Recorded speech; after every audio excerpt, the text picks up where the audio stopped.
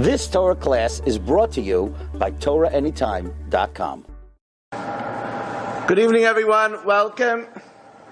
Thank you for coming and joining us for the learning of Torah Hashem. Be'ezras Hashem Yisbach. As always, we begin B'Rishus Namod Asra, Harav Landau, with continued appreciation to all of you for coming and making this share possible.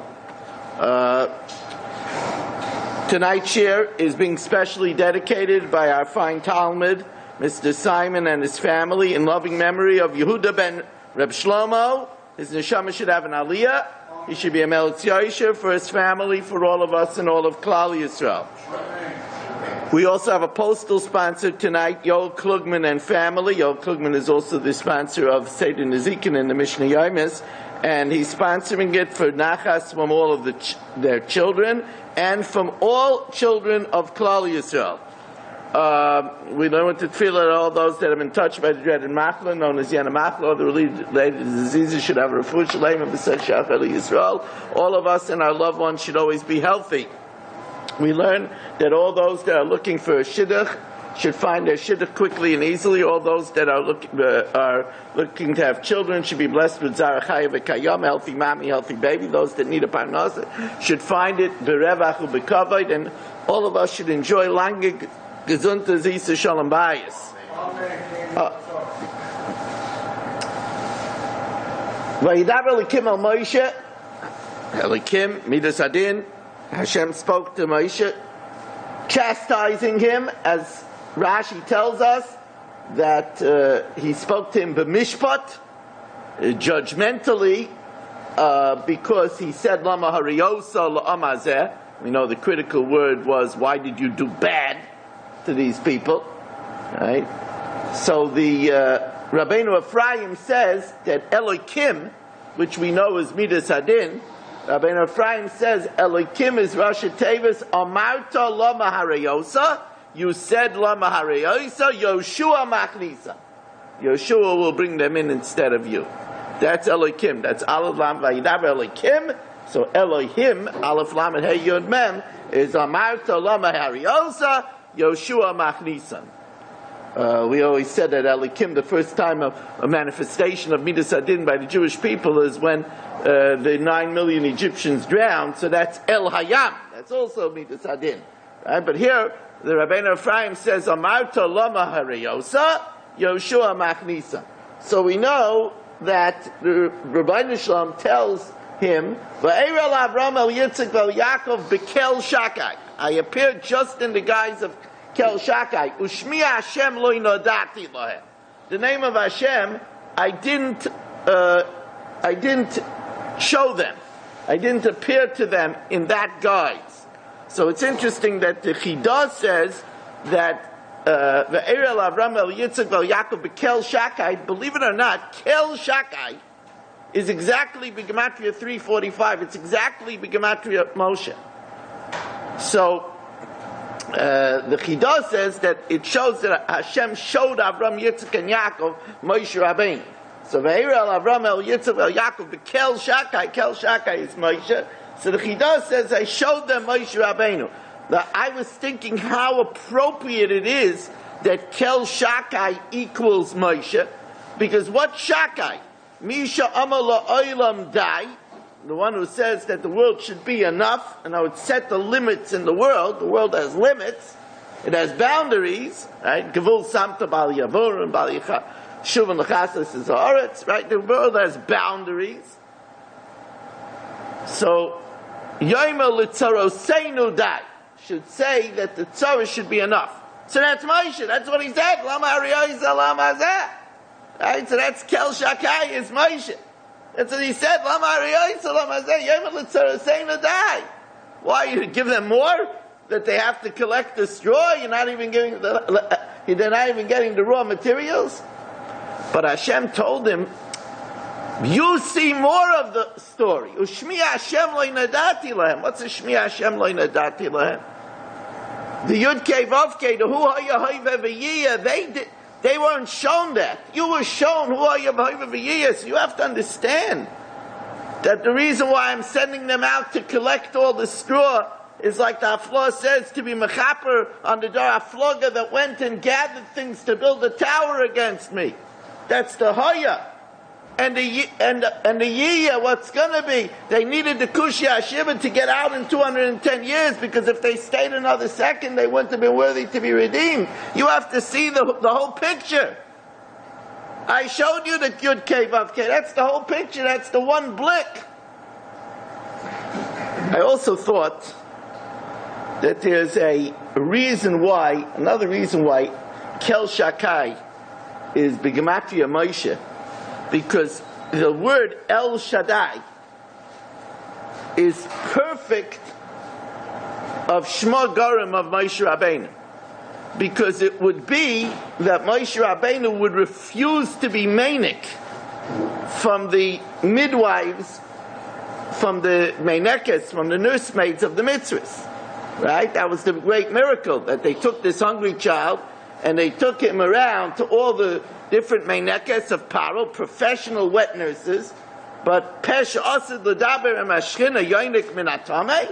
So that's why Moshe is El Shaddai, because he only nursed from the Shaddayim of Yocheved, which was Taka Shaddai, because it was a miracle. Yocheved at that time was 130 years old, and she was able to nurse him, right? So that's the Moshe is El Shaddai, showing that future miracle.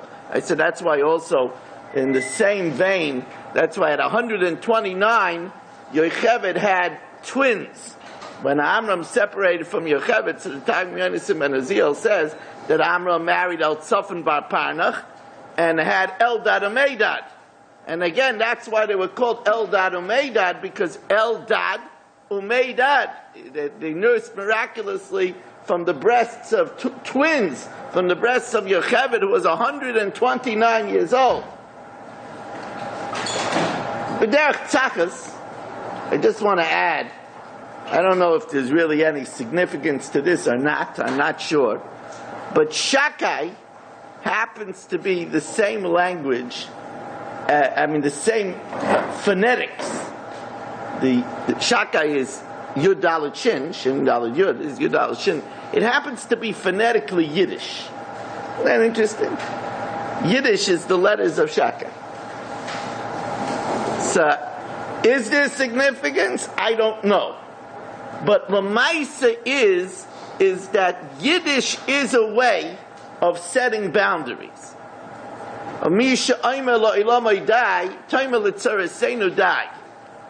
Rav Miller in his tzavah, he left the tzavah to his family that the children, the grandchildren, they should speak Yiddish.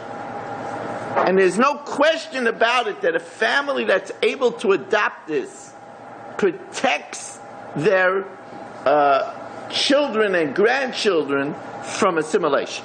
No question about it. If the Mama Lashon is Yiddish, they're not really tempted to watch movies. They don't relate to the movie. It's not Yiddish. They're not really tempted to listen to Goyish music. They're not Yiddish. So the keeping the family Yiddish speaking, if you're able to do it, is a great way of setting boundaries. Whether there's any significance to the fact that Shakai and Yiddish shares the same letters, I don't know about that. It could be, but I don't know. The lesson, though, is a good lesson.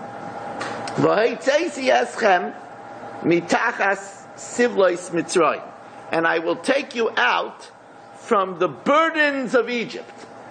So it's interesting that the Mikre Dardike says that the trup on V'hoitzeisi Eschem is Munach Revi. Munach Revi. He says it's very appropriate. Because who was taken out? Only 1/5. V'chamushim olu b'nei Yisrael me'eretz Mitzrayim. Munach Revi. 4 parts stayed there, rested in Mitzrayim, never. So that's why the trup of V'hoitzeisi Eschem is Munach Revi. That's what the Mikdash case says. I wanted to add that there could be another reason. Because the ones that went out, when would they come to be Munach? when they would come to their place of rest, what was the place of rest? Eretz Yisrael. When would they come to Hanocha? The Dor Revi, Yashuvu Heine. So that's why it says Munach Revi, because the way it says Yeschem, when would they come? When would it be to the Makkah Menucha in Eretz Yisrael? Dor Revi. So that's the Munach Revi. You see, even in the Trop, which is Misinai, the Gemara Megillah says, the piece of time in Misinai, even that, Ein Chekel L'Smunasa. There's so many reasons. V'lo Yishamu El Moshe, Mikoytze Ruach, U'me'avoda Kasha. The Bnei Yisrael, even though they were told that a Navi would come and say Poko Yivkait, and they were hoping, please watch the wires, the Navi would come and they were hoping for the Shmiyat HaGeula, but V'lo Yishamu El Moshe, they didn't listen to Moshe, Mikoytze Ruach, because of a shortness of spirit, U'me'avoda Kasha, because of the harsh labor. Says the guy, what's the difference between Koytze Ruach and Avoda Kasha? So the guy says, Mamish, the guy who was the Mumche, he doesn't need my Askam, who was the Mumche in the subtle differences of the different languages. He says, Avoda Kasha is Kipshutai. The Avodah Perach, a work that caused them to be nefreches, that caused them to crumble. Koytze Ruach, he says, is the fact that there was no break. There was no break. It was unending slavery. As a matter of fact, one of the pshatim in Avodas Perach is from a lashon of peroiches, a curtain. He had since he wanted to stop the period of Arivia, he had the men sleep in the fields. So they never came home. There was no break.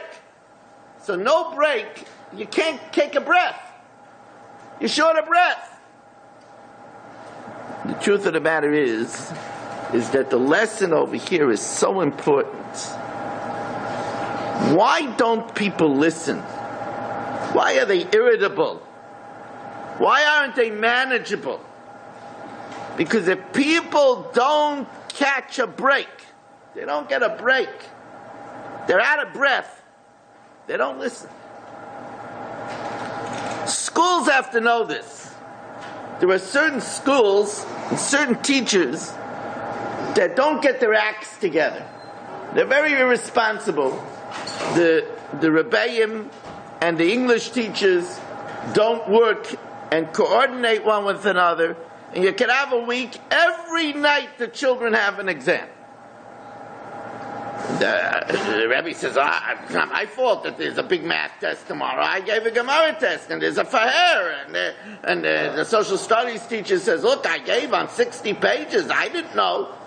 And sometimes it's on the same day. And the children can't catch a breath. And that's why then the parents don't understand why they're so irritable, why they don't listen.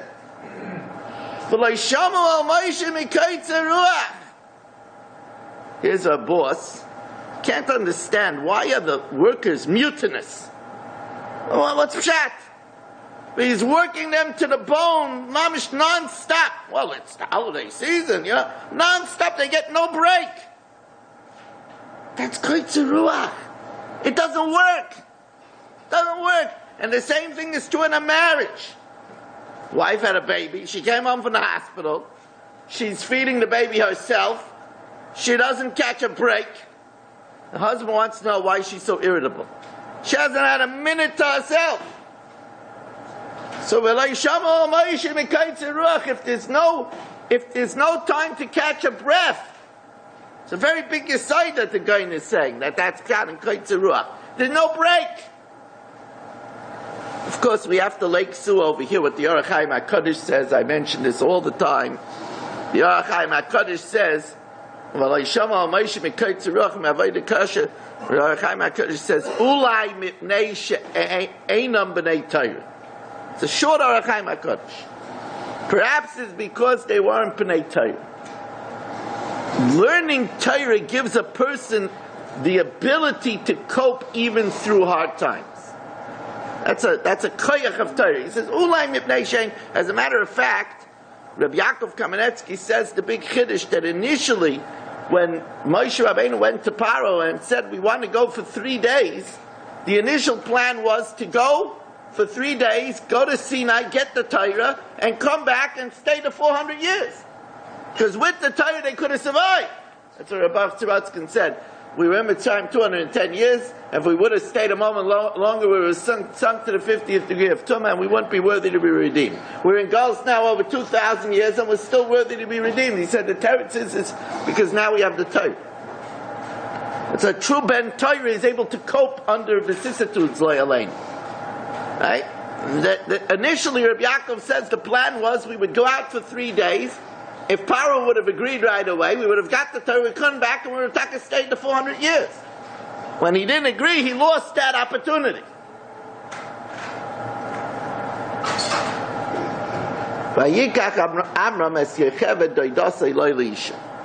Amram took Yocheved, his aunt, as a wife. Something that is awesome in our Torah. The Rebbeinu Shalom is mezavek zivugim. So it was before Matan Torah, and the Avos only kept the full Torah in Eretz Yisrael. That's why Rachel had to pass away before they entered into Eretz Yisrael, so Yaakov shouldn't be married to 2 sisters. And Amram also was in Chutz La'aretz, and it wasn't an aunt mina aim, it was only mina of. But the Ma'aser is Rebbeinu Shalom is mezavek zivugim. Why did he make a zivug that the father of Moshe, Aaron, and Miriam should be married to his aunt? Something that's awesome. Why did Rebbeinu Shalom make it that way? So the ancient Sefer, the Shach al HaTorah, writes it was to fool the Satan. That the Satan shouldn't lie in ambush and make problems. In the same way that the Zara Shel Mashiach came about through the Ma'aser Yehuda and Tamar, and through Boaz and Rus, it was in order to that the Satan should be misled. He wouldn't have his radar on something that looked illicit. It's interesting because another reason is given. Another reason is given. The Chizkuni says it's because we have a klal. We don't make a parnas al tzibur elim ke kupa shel shrotzim tluya b'tzavarim. We don't appoint somebody over the tzibur unless he has skeletons in the closet. Why? Because there's always a worry that somebody might lord over the tzibur. But if there's something that people could point to, don't be so big, you know where you come from. That's what he said about David. David HaMelech had it was Kupa Shel Shrotzim Tluya B'Tzavar. He came from Rus HaMoyaviyah. We find many of our leaders. Rabbi Akiva came from Geirim. Rav Meir from the Emperor Nero, Roman Emperor Nero. Shmaya Avtalion.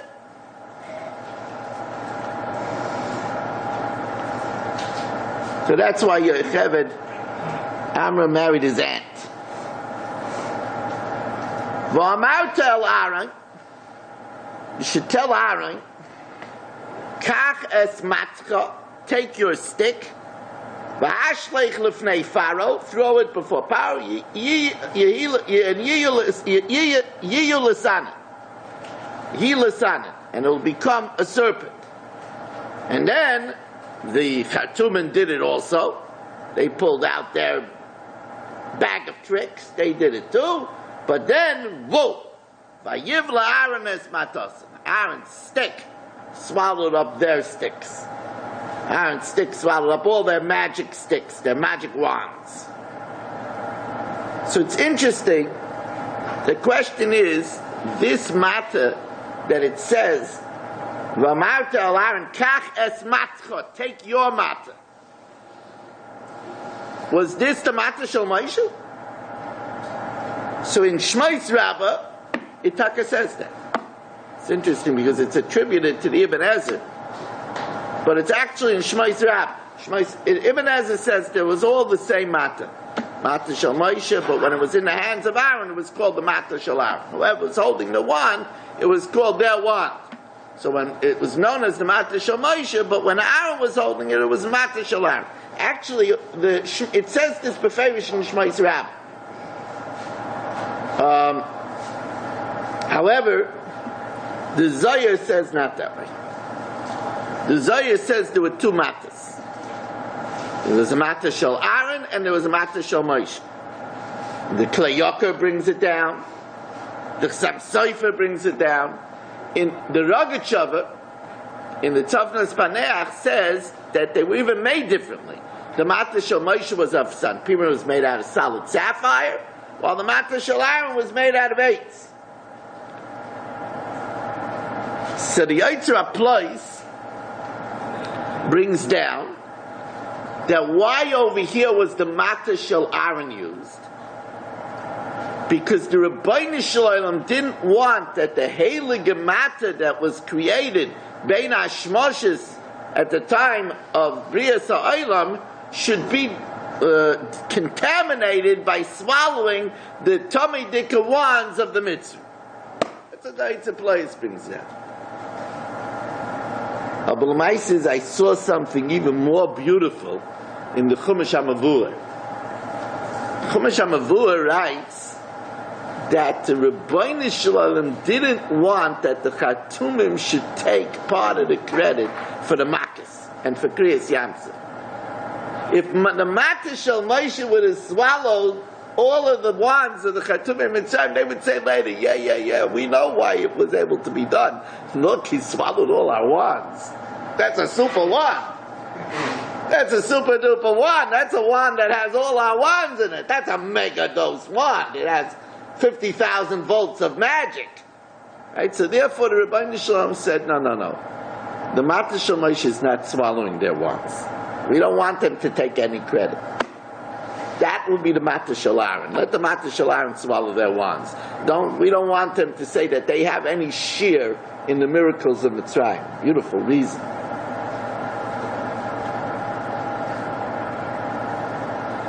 Who Aaron or Moshe?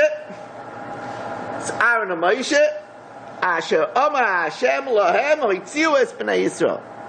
Hashem told them to take out the Bnei Yisrael. Last week we mentioned it was one of the most amazing things in the history of mankind that Moshe Rabbeinu is arguing and refusing for 7 days. We said over last week from Moran HaRav Shach, Zev Tzadik L'Bracha Skusa Yogan Aleinu, the Rav Shach says you could have a 911 Hatzalah call to rescue all of Klal Yisrael, millions of people, and you're doing the Ratzon Hashem, but if it means that you have to be Pagea and Aaron's covered, then you don't do it. That's what Rav Shach says. More ridiculous.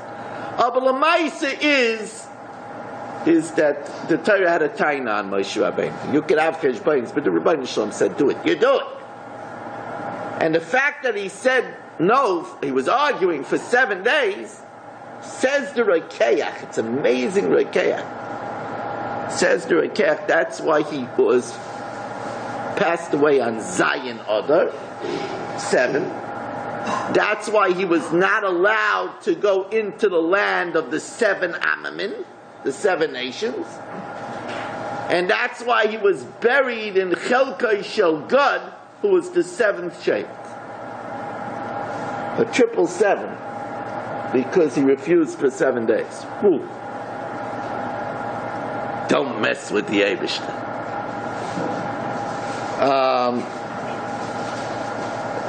Even though, who are we? It's only because we have a Rekech to say such a thing. Anoichi Makeh Bamate Asher Biyodi. I'm going to hit with the staff that's in my hand. Alamayim Asher Bayar V'nef Choladam. On the water that's in the Ya'ar, and it'll change into blood. Now, I always get very excited when I see something new about the Haggadah. I'm darshaning now on the Haggadah with the help of Hashem for B'li Ayin Hara now for over 37 years.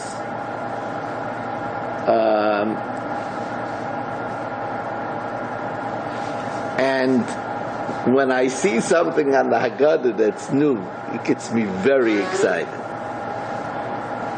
So I saw Ritva.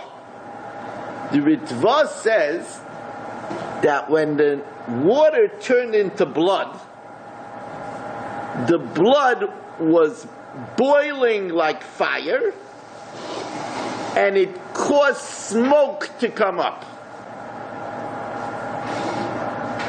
And he says, first of all, that's pshat why it says that the blood was moifsim, v'nafsati moifsim ba'aretz, and moifsim is plural. So why is it plural? Because not only was it blood, but it was boiling and it was smoking. And then he says that's why we quote in the Haggadah, "V'nasati moisim b'shamayim v'aretz dom v'eish b'simrei zajay," because it was dumb, it was fiery, and it smoked pillars of smoke. Now that's not Pashut Pshat in the Haggadah. The Pashut Pshat is, the Haggadah says, "U'b'moisim z'adam." And how do we prove that moifsim is dam? Because we bring a pasuk that says both moifsim and the word dam. It's a pasuk in Yoel. V'nasati moifsim b'shamayim v'aretz dom v'eish b'simra zashim. Right, but that has nothing to do. The eish and the simra zashim has nothing to do with the mak of dam. It's just associating that the word moifsim is connected to dam. Says the Ritva, no. Moifsim is plural because it was dom v'eish v'simra zashim. Now, I always get excited when I could break out the Pe'er Aaron, Hashem Yinkum Damai, and here I will say Kadosh, because he was from the Kadoshim, he was killed by the Nazis in Mach Shemam. Hashem Yinkum Damai Zech Tzavik Kodesh Baruch Hu Yagan Aleinu. So he writes, Moifsim, and Moifsim is Chosevav. Moifsim is exactly B'gematria Moifis Dam. Moifsim is exactly B'gematria Moifis Dam. Moifis is with a vav. Moifis Dam.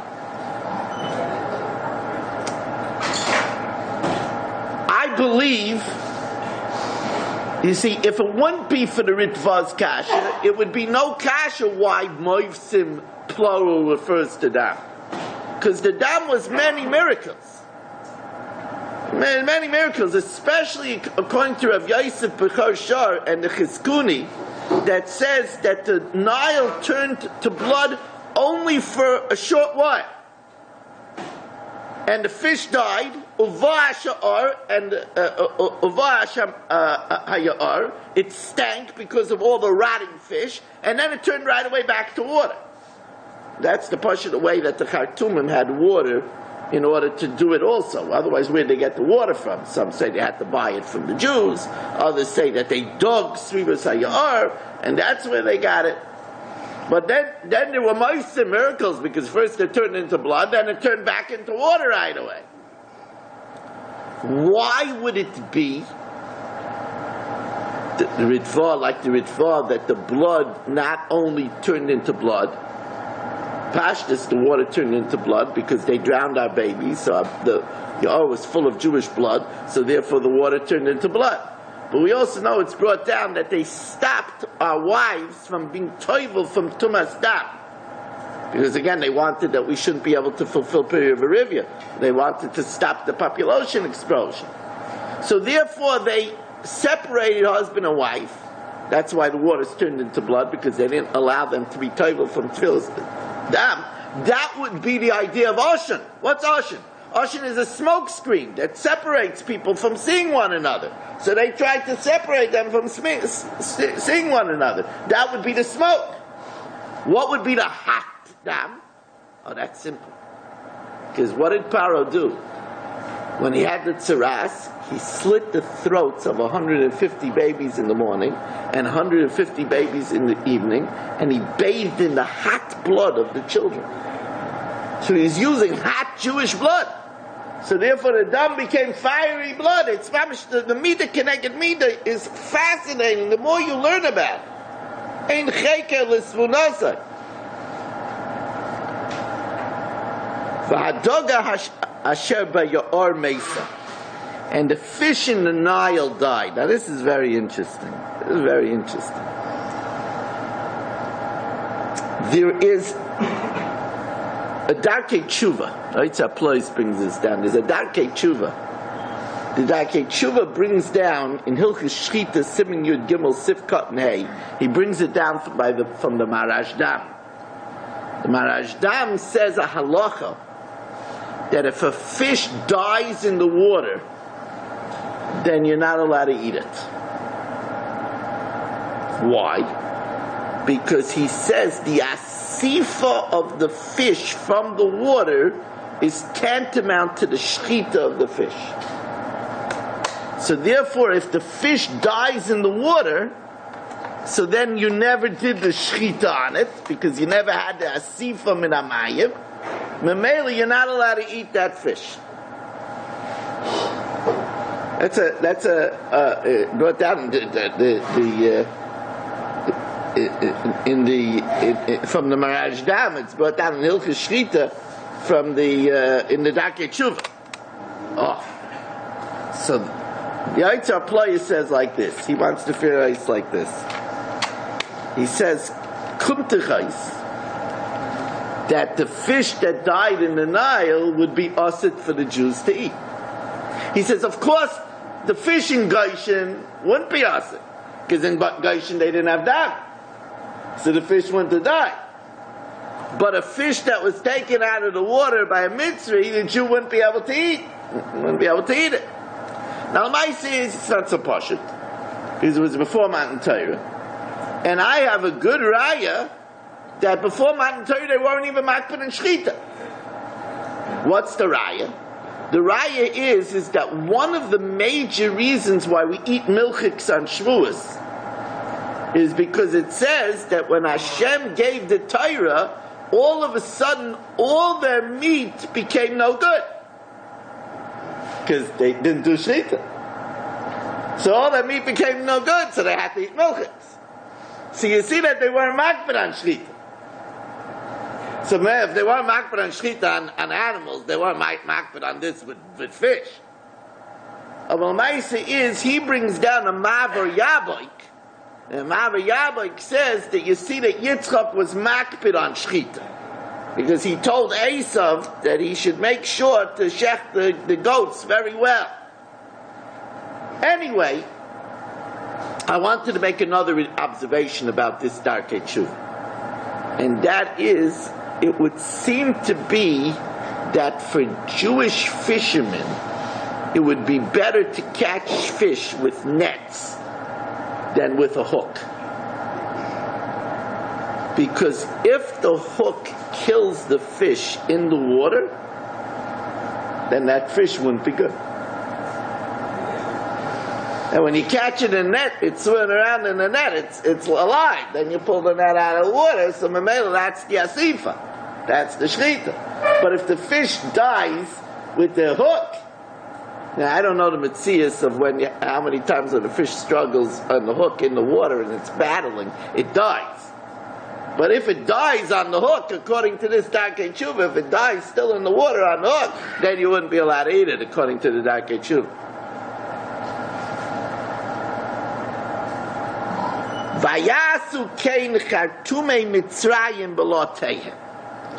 It's very interesting. What's the etymology of chartumei, these magicians? So there's a Rashi in Bereshis. Rashi in Bereshis says that Tamya means dead bones. And actually, it's a Gemara in Brachas. The Gemara in Brachas says, Igra de Beit Tamya shtikusa. The reward of going to a house of mourning is being quiet. It's a very big lesson. Sometimes people say, what am I going to go for? I don't know what to say. The answer is that it's a nechama to be speechless. You know something? I have nothing to say. That's what we do when we leave. We say, Lo Yaleinu, we say, Hamokim Yenachem Eschem. Only the Rebbeinu Shalom could give you nechama. I certainly can't. It's wrong when you go sometimes to a Beis Oval and everybody's talking about everything else but the mace. It's a bizayon to the mace. I once walked into a Beis Oval and everybody was sitting eating pizza and they were talking about the latest ball game. And somebody was saying, oh, how nice that we're distracting them. Okay, in a case of intense grief, maybe that's called for. I mean, the people don't want people to get sick. But that's not the mitzvah of Nichem Avelim. The Gemara says, Igra de Beit Tamya, the reward of the house of Aval is Shtikusa. You come in, you don't start talking until the Aval starts talking. Sometimes the Aval doesn't know that halacha, and he's sitting there respectfully waiting for you to speak, and you're sitting there because you're waiting for him to speak, and it gets a little uncomfortable. Right? And somebody has to sneeze, so somebody should say Gesundheit. But the bottom line is we see Tamya means dead. Chor in Aramaic means to heat up. So literally, Chartume is they used to take dead bones, put it under their armpit, heat it up, and they were able to do magic with the dead. That's Chartume Mitzrayim. That's the etymology of the word Chartume Mitzrayim. And I believe this explains something very basic. You notice that the Chartume Mitzrayim had a very big limitation. They were able to imitate the Makkah, but they couldn't cure the Makkah. Couldn't cure the Makkah. So some say that's because one Machashiv can't take away what another Machashiv did. But I believe the Ikar reason is that koyach that comes from a mason can only be mazik. It can't heal. Because mason are chovshim in a mitzvahs. They can't do a mitzvah. They can't heal. And that's why they were able to do bad. But they weren't able to do good. They weren't able to heal the problem. And by the way, that's why it says that when it came to the kinim, right? So what does it say about the kinim? They also tried loitzias akinim v'lo yochalu. So there's all kinds of reasons.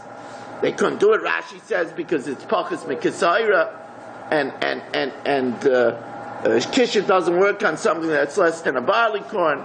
Dazakain Bali Taisa says because since there were kinim were interposed, were chatzitza between the feet of the mechashmim and the ground, witches can only work when they're attached to the ground. That's why Shimon ben Shetach told the youths that helped them lift the witches off the ground, because once they're off the ground, they're not connected to the chaymer, they can't operate.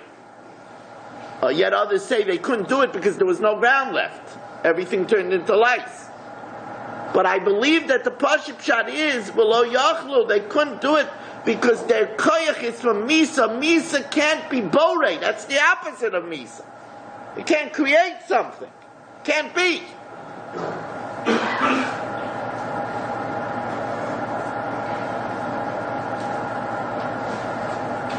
Now, Rabbi Yaakov, in the Emes Yaakov Kamenetsky, Zech Tzadik L'Bracha, Zchus Yogan Aleinu, Rabbi Yaakov asks, why don't we have anything like this nowadays? Kishiv, Shadim, Mazikin. I mean, the whole thing of Kriya Shema Amita was to be protected from Mazikin. What's happening? So we don't have it nowadays. So Rabbi Yaakov says a very big yesod. He says it's Zelo Umazeh Oselikim. Memela, when there was Nevuah in the world, When there was such a koyach of prophecy, there had to be shadim. Because there has to be an equal koyach keneged. When there was a bas girl, there had to be mazikin. When there was ruach hakodesh, there had to be a dibuk. So nowadays we don't have any such things. We don't have bas girls, we don't have ruach hakodesh, we don't have nevuah. B'meila, we don't need shadim and mazikim.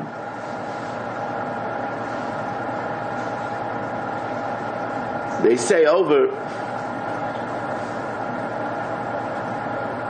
the Chaber of Shnai Mikra says that when he was in Kelm, he saw written from Rabbi Chanan Wasserman,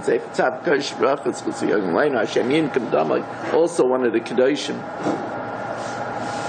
that Rabbi Chanan Wasserman said that he heard from the Chavetz Chaim the famous story when the Chavetz Chaim took out the dibuk, that the Chavetz Chaim says he believes this is the last dibuk. That's it. It's in Skatnu Adairis that this is the last dibuk.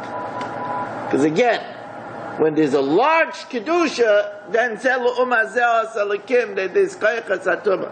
When the kedusha is lesser, Rabbi Chanan Wasserman said over in the name of Chavetz Chaim, the Chavetz Chaim says he believes this is the last dibuk.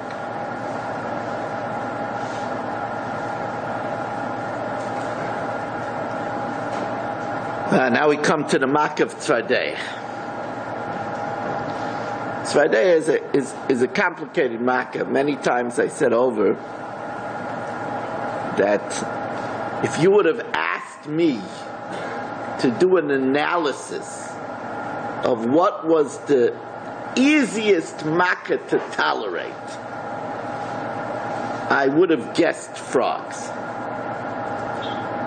Okay, frog is squishy and it's squeamish. Oh, but it's only a froggy. Okay, so it's thousands of froggies. A frog. I mean, dam, you didn't have what to drink. You didn't have how to bathe. Keenum was all over you. And it also wiped out the entire agriculture. When all of your gardens and plantations turned into lice for 7 days, there goes your stuff. And the bird killed people. And so did the Arav. And the Arba wiped out their food. Frogs are frogs. Comes along the Abarbanel, and the Abarbanel says that it says Tzvardeya 10 times in the Parsha, to tell us that it was worse than all 10 makas.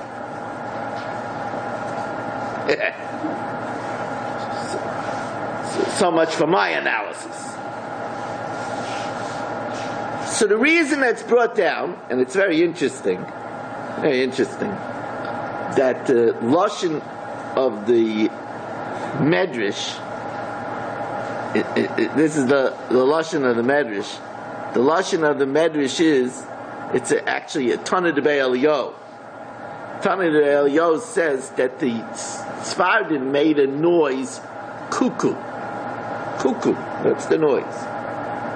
And it says that imagine if you're in a room with 1,000 alarm clocks, and each one makes a different sound. And it's going on for 24 hours for 7 days. It says the Mitzrim went insane from the incessant noise. And that's why as a Tur, the Tur says, Vayitzak Moshe Hashem al Devarat Tzvardim. The Tur says it was literally al Devarat Tzvardim, on the dibur of the Tzvardim, on the noise of the Tzvardim. Now this was Mida Keneged Mida for the fact that they constantly yelled at us. They constantly yelled, work, day and night, they didn't allow us to sleep. It's Mamish Mida Keneged Mida. Now I believe incidentally that that's probably where the expression is, he's going cuckoo. I think that's where it comes from. comes from this Tanit Be'Eliyahu. Because they went cuckoo. They went Meshuggah. You wouldn't believe how many expressions, they're Torah-dik expressions. There's a Yiddish expression, a Yormit HaMitvach. So what's a Yormit HaMitvach? A year with a Wednesday. What does that mean? The halacha is that if a husband doesn't marry his wife, we give him a year. If he doesn't do it, then he has to support her. After pledging, after there used to be eira, and then afterwards was in the suin. But he had to marry her within a year. But since the Gemara says they got married on Wednesday, so we give him a year until the next Wednesday. So that's a Yor Mitzvah. That's where it comes from. An echte getog comes from the psul of Lina. Something is left overnight, it's no good. We were talking about when we're learning in Yuma, where does the expression parif come from? Parif. So there's in the Beis Hamikdash, there's the Lishkas HaParva. And the Lishkas HaParva, it's nishtahir, nishtahir, we don't know what it was used for, and there was a magician that once was good, then once was bad, then he became better. That's where Parv comes from. I believe this is where cuckoo comes from. But the Lamaisa is Svardeya. The etymology of the word Svardeya is amazing. Svardeya is, of course, Tzipor Deya, a bird that has knowledge. Now, a frog has nothing to do with bird. It's not in the bird family at all. So what's Pshat Tzipor Deya? So there's and it would be fascinating to do a study on this. There's a Tanit Be'Eliyahu that says that birds flying up high, who are thirsty and tired and don't know where water is, they're flying. There's a huge terrain underneath them. They don't know where water is. And the frog croaks to them and signals to them where they could find water. And that's why they're called Tzipor Svardeya, because they give the birds the knowledge where the water is. And not only that, but there's another version in the, I believe, a Yalkut Shemaini, that they tell the birds, because the birds are worried that the water source is not drinkable. So they say, Al Tisyare, this water is good. At Tzipor Deya. So on the Tanit Be'Eliyahu, there's a sefer called Mishpat Tzedakah. And the Mishpat Tzedakah writes that one of the reasons why the Svardeya came is because it was a siman to Klal Yisrael is Nimshal L'Yoina, was compared to a dove, a bird. And the Tzvardeya was saying, don't worry, the Mainei Yeshua is coming. The water of the Yeshua is coming. That's the symbolism of the Tzvardeya. So you know me, I look at a word, and it's interesting because Tzvardeya also reads Poda Tsar, to be redeemed from Tsar. So the frog is saying, don't worry, you'll be paid Dalet Tsar. You'll be redeemed from Tsar. The Maril and the Sefer Chatzi Menashe says a different explanation of Tzvardeya. It's like the opposite of Hanoisen Lasechvi. Be an interesting bracha, Hanoisen Tzvardeya Koyach. It's an interesting Maril. The Maril says that the frog knows when the morning comes because it croaks during the night, but it's quiet as soon as the morning comes, like an owl. And that's pshat, that it has knowledge. It has knowledge because it has knowledge like the Sechvi. It's also a tzipor deya. It has knowledge like the Sechvi, and therefore it croaks until morning, and at morning it stops. I wanted to say that that's therefore an amazing midah keneged midah. Because the midah keneged midah is that one of the reasons for the makkah of Choshech is Hashem said, you made the Jews work in the night like day, I will make your day night. So he attacked the Egyptians with Svardeya because they croaked the whole night. They make night like day. And that's what you did. You yelled at the Yidden that they should work even in the night. But there's another pshat in Svardeya. It's also interesting, so interesting. It's also a medrash. The medrash Lekach Tov. Medrash Lekach Tov says that there's a bird known as the tzipor of the Nilus, the bird of the Nile. And when it makes a noise, all the frogs come. And that's why it was called Svardeya, because of that tzipor. And the truth of the matter is that would be midah keneged midah against Paro. Because Paro was the one that said, Hova nischak maloi! Come, let's deal wisely with him. So that was Paro. Hova nischak maloi! So he called everybody. He got in everybody. So that was the tzipor that one bird.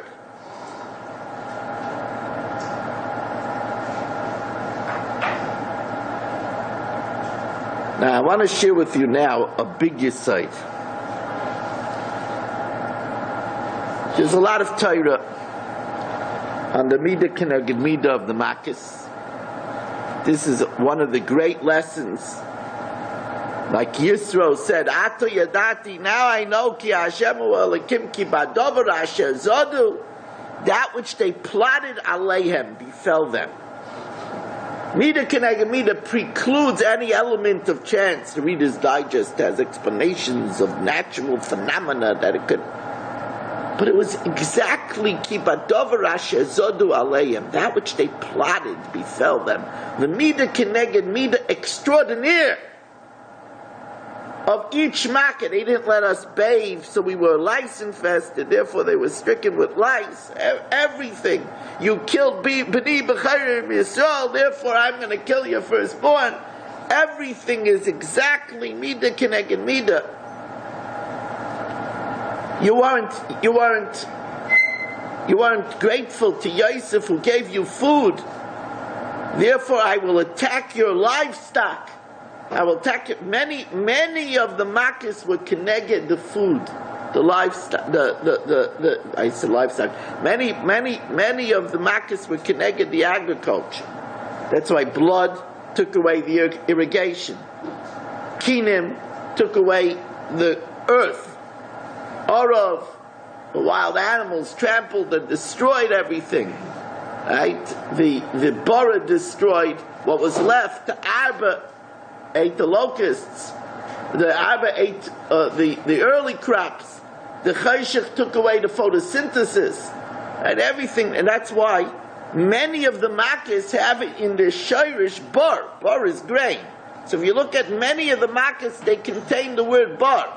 Orav contains bar. Dever contains bar. Borad contains bar. Makas Bechiris contains a bar. Arba contains bar. Many of the makas contain the word bar. There are different ways, different angles to look at the makas.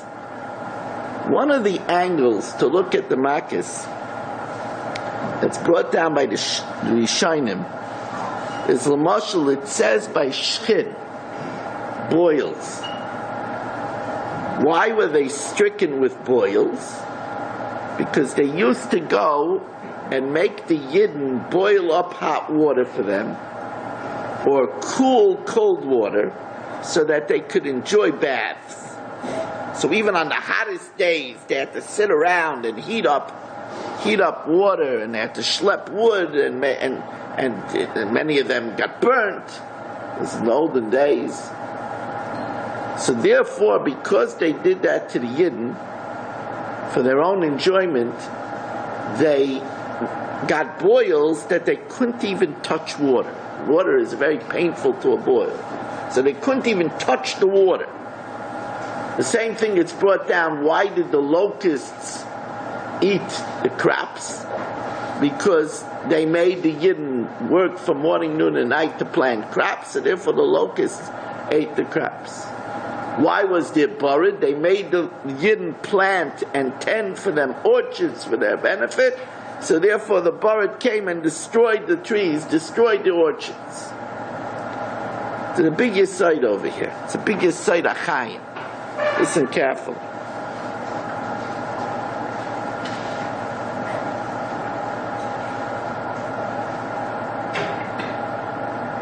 Aaron, if I could have a chumash, please.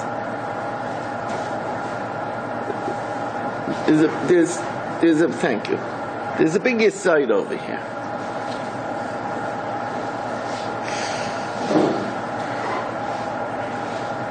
If you're going to coerce people to do things, at the end you're going to lose the ability to benefit from those things.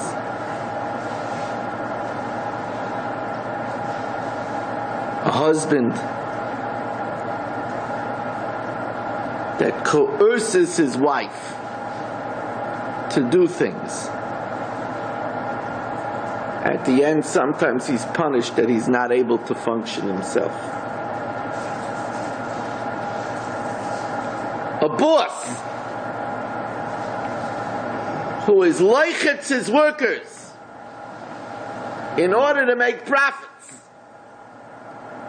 at the end he doesn't benefit from the profits.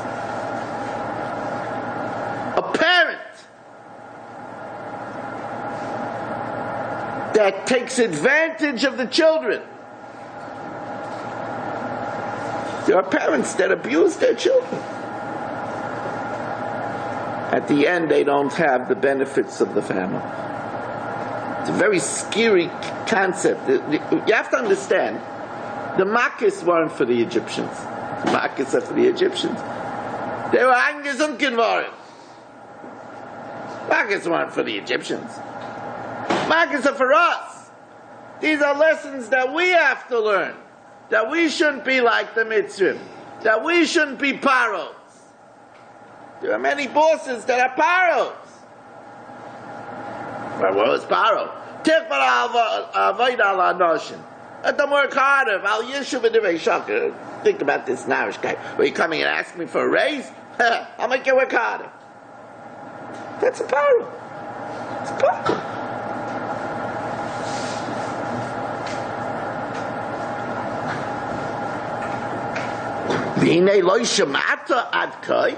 You're not going to listen until now. This was a prophecy. You know what? You're not going to listen ad kai. Paro, you're not going to give in until kai. What's the kai? You're not going to listen until Makas B'chayos. That's in Eloi Shabbat ad kai. And what's the raya, says the Reim, says the Geraye? Because kai is kachatzos alayla. That's kai. It's kachatzos alayla.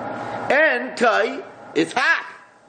Because that's hika is kol b'chor beretz Mitzrayim.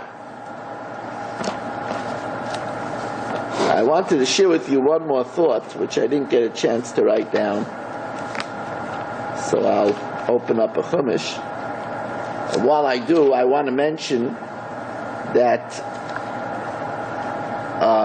my tape and CD subscribers should expect to be a little frustrated the next 2 weeks, this week and next week, because the post office not being open on Wednesday this week and next week wreaks havoc in my mailing you the tapes and CDs.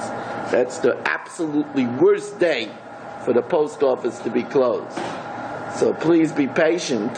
I will be making all the things as I normally do on Tuesday evening, but normally I go out early in the morning and mail everything early Wednesday morning, and it starts getting in the cooker It's not going to happen this week because Wednesday there's no post office tomorrow and there's no post office next Wednesday.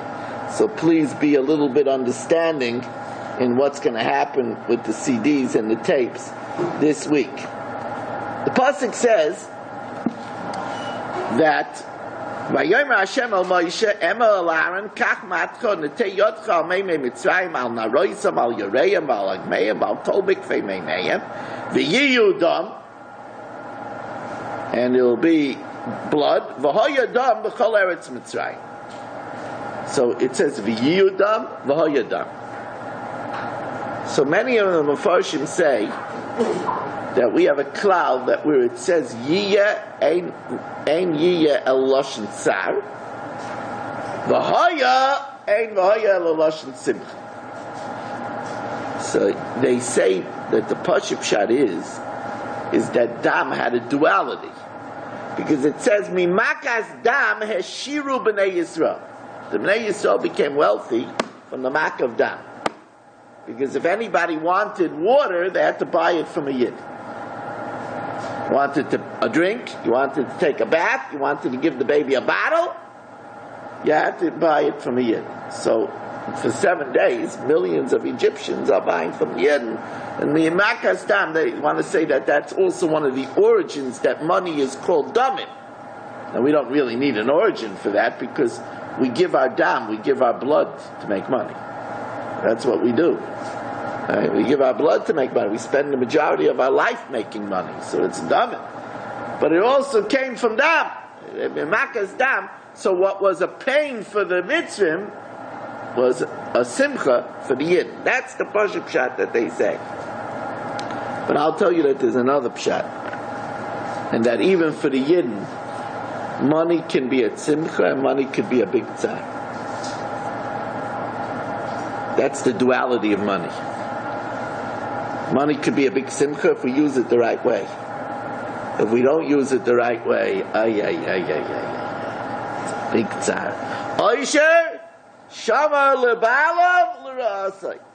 Wealth brings a person great evil. See, when a person doesn't have, so then they talk to the Rebbeinu Shalom. Rebbeinu Shalom, help me. A person has, he doesn't need the Rebbeinu Shalom. Vayishman Yeshurun, Vayivat. Well, we have to remember that when we have, why do we have to say Moedim? And our Moedim should be affected by what we see. You heard somebody just passed away from a heart attack, from Yena Machla? Hey, Moedim.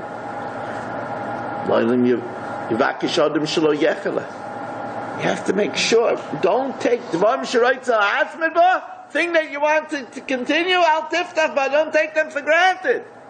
Davin. Say it Moedim. Bench properly. Say an Ashiyotzer meaningfully. Don't take life for granted. I brought again with me copies of the Agudah Convention review that I make every year, highlights from the Agudah Convention. Here we will have Marav at 11:15. We have power benching in small and in large, and hopefully today's CD will be available. You've just experienced another Torah class brought to you by TorahAnytime.com.